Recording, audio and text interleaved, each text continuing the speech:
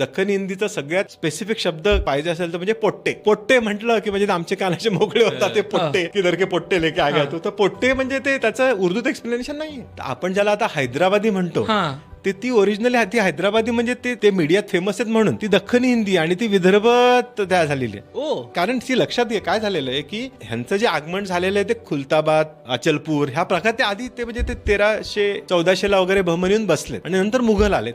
तर तिच्यामुळे काय झालेलं आहे की दख्खनी भाषा म्हणजे मराठी ग्रामर मध्ये बोललेली हिंदी. स्टेटमेंट लक्षात घे, मराठी ग्रामर मध्ये बोललेली हिंदी. तो किधर जा रहा म्हणजे कुठे चालला. तुला सांगतो मी सगळ्यात फेमस आता दख्खनी उर्दूतली ती हैदराबादच्या शायराची कविता आहे आणि खूप सुंदर आहे ती. सच्ची बाता करते रहते नाही बोले तो सुनते नाही. हे मराठीत बोलून पहा बरं. नाही म्हटलं तर ऐकत नाही. हे मराठी ग्रामर मध्ये बोललेलं आहे. त्यामुळे आमच्याकडे मॅड करा म्हणजे मॅड करतोय असं खूपच स्पेसिफिक आहे. ते इतकं डीप आहे की ते लोकांना नकळत करते आणि ती हिंदी आम्हाला दुसऱ्यांसोबत बोलताच येत नाही. बावल चाले, हा बावले चाले, बावले चाले याचं एक्सप्लेनेशन हिंदीवाल्यांकडे नाहीच आहे. कारण बावळे आणि चाळे आणि ते खूप कॉमन आहे.